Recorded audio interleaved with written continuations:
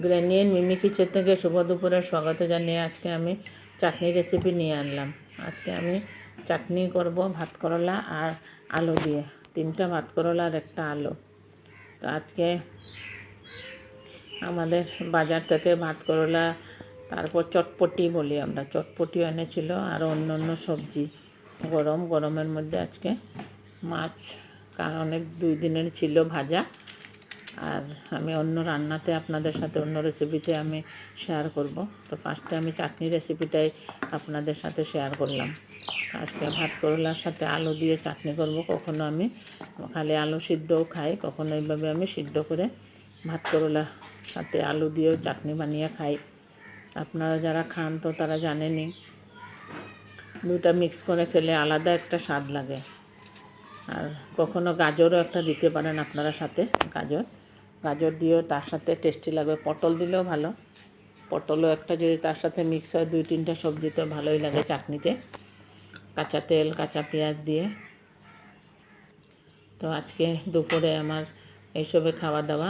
তো চাটনি বানানোর জন্য আমি একটাই পেঁয়াজ নিলাম, আরও 5টা মতো মরিচ নিলাম, আর রসুন 3 কোয়া। তো রসুন দিলে অন্য একটা, পেঁয়াজ আর রসুনের স্মেল দুইটা মিলে বহুত সুন্দরই একটা স্মেল বের হয়, ওইটা দিয়েই ভাত খাওয়া যায় সুন্দর করে। আমাদের ঘরে এভাবে চাটনি বানালে সবাই ভালো পায়। আমার ঘরের প্রায় সব সময়েই চাটনি একটা রেসিপি থাকে। এখনই আমি এইসব চাটনি রেসিপি আপনাদের সাথে শেয়ার করি, কিন্তু আমার রিলেটিভস যারা আছে সবাই জানে আমাদের ঘরে সব সময় কিছু না কিছু একটা চাটনি হবেই।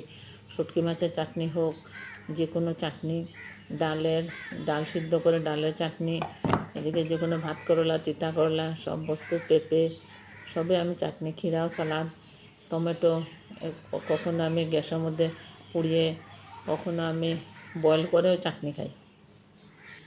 তো চাটনি একটা একটা করে আমি আপনাদের সাথে শেয়ার করব। তো আজকে ভাত করলা আরও একটাই আলু দিলাম, কেননা আলু বেশি দিলেও ভালো লাগে না। আর আজকালকার আলু একটু মিষ্টি মিষ্টি লাগে। ঠান্ডা দিনে আলুগুলি ভালো, এই দিনে আলু প্রায় ভাগ আলু মিষ্টি। যখন তরকারিতে দিলেও তরকারিতেও একটু একটু মিষ্টি হয়ে যায়, কখনো ভালো লাগে না। কিন্তু আলু না দিলেও না হয়, তাই আমরা সবাই আলু দিই। বাচ্চার ঘরে তো সবাই আলুই ভালো পায়, মাছ মাংস না খেলে ওরা আলু ঝোল দিয়ে ভালোই পায়।